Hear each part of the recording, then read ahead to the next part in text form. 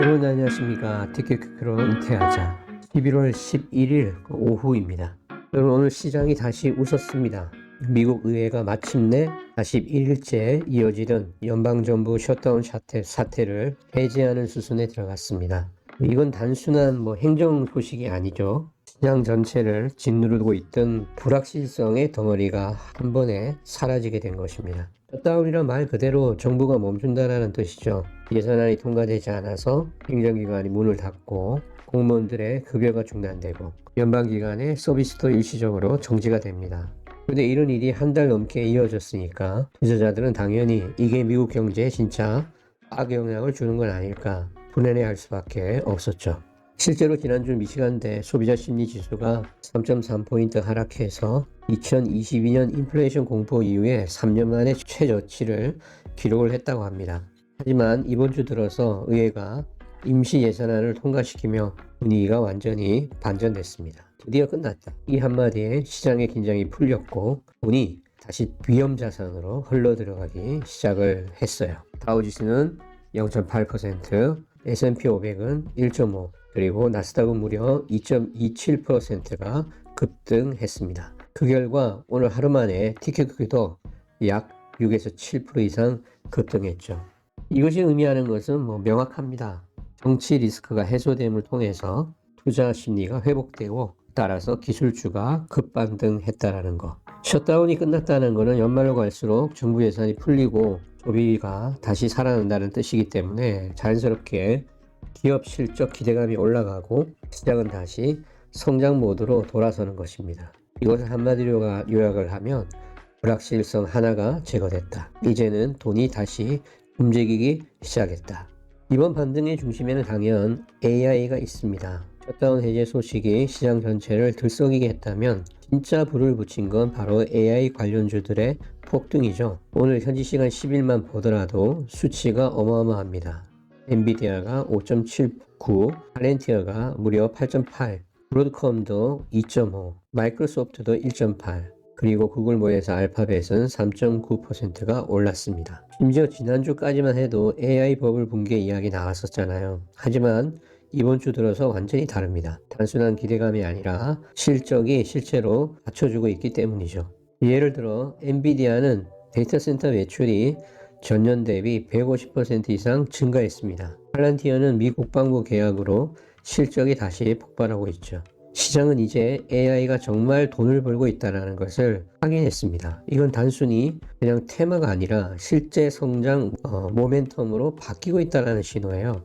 그래서 AI 중심의 기술주들이 다시 움직이자 TQQQ도 자연스럽게 반응을 한 것입니다.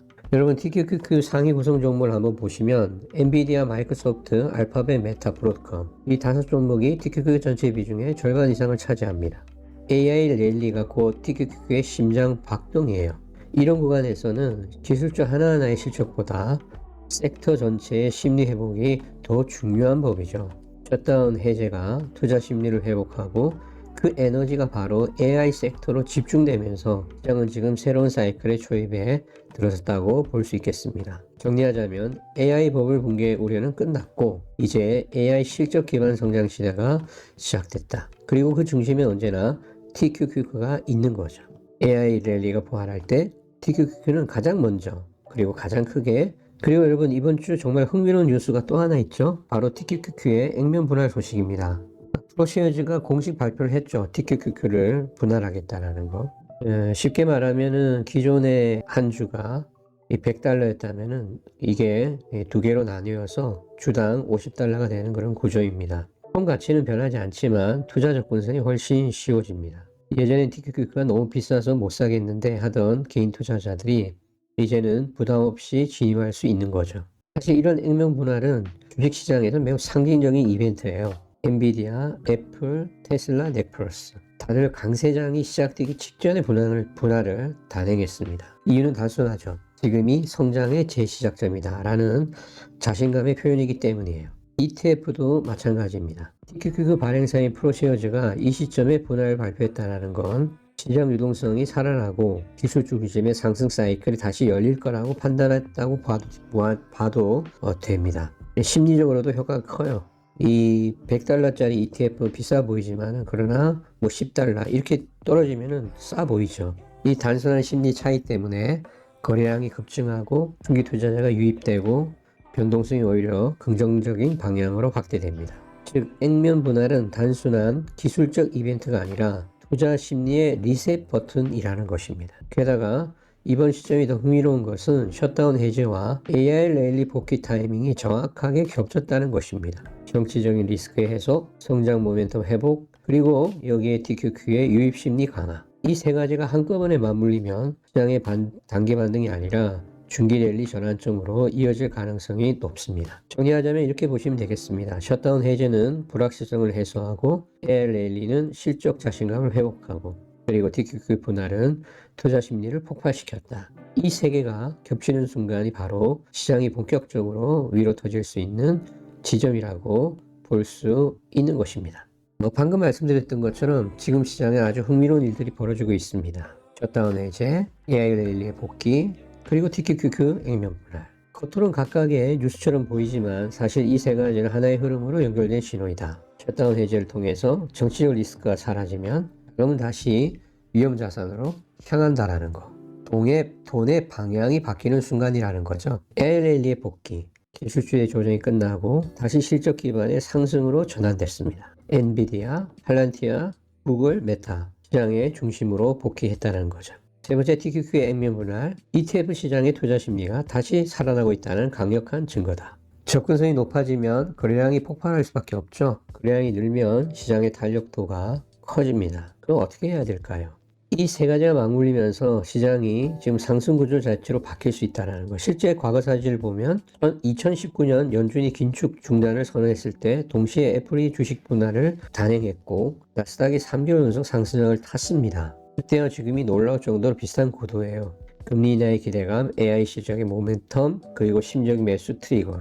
지금의 TQQ는 단기 반등보다 중기 랠리로 전환된 가능성이 높은 시그널을 만들고 있습니다.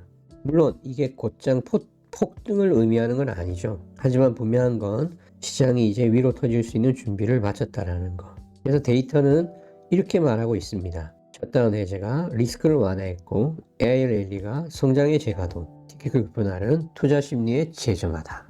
그래서 세 줄로 요약을 하면 돈이 다시 움직인다. 기술주가 이끈다. 그리고 그 중심에 TQQ가 있다라고 볼 수 있습니다. 자, 그렇다면 지금 이 타임에 TQQ를 어떻게 다뤄하는가가 매우 중요하겠죠.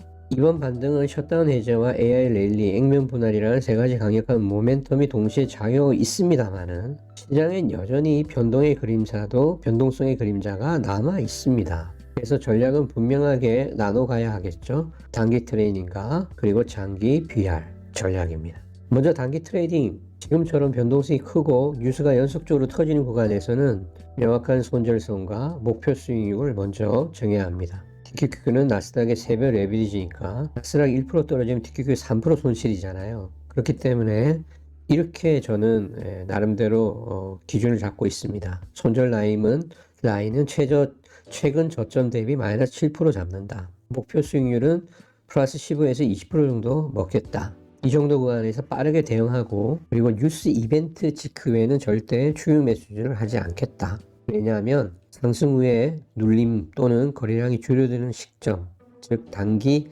재진입 구간이기 때문에 시장이 한방향으로 과열되면 세벌 레버리지는 오히려 적절한 속도 조절이 중요하다는 것을 꼭 기억했으면 좋겠습니다. 장기 BR은 그러면 어떻게 할 것인가? 이건 TQQ를 매일 사고 파는 게 아니잖아요. 그죠? 시장 변동성, BIX를 기준으로 비중을 조절하는 방식인데 지금 몇 번에 걸쳐서 말씀드리고 있습니다만 BIX가 30 이상이면 공포기간이다. 비중 확대해야 된다. BIX가 16에서 25면 보통 비중 유지해야 된다. BIX가 15 이하일 때는 과열되어 있으니까 비중을 축소하자. 즉 시장이 흔들릴수록 조금씩 사모으고 과열되면 천천히 줄이는 것입니다. 이렇게 해야 단기 급등락에 흔들리지 않고 복리 효과를 극대화하면서 리스크를 관리할 수 있습니다. 실제로 지난 10년간 데이터를 보면 이 방식으로 접근한 투자자가 단순한 적립식보다 그리고 감정에 휘말려서 사고 파는 것보다 누적 수익률이 훨씬 높았다는 것.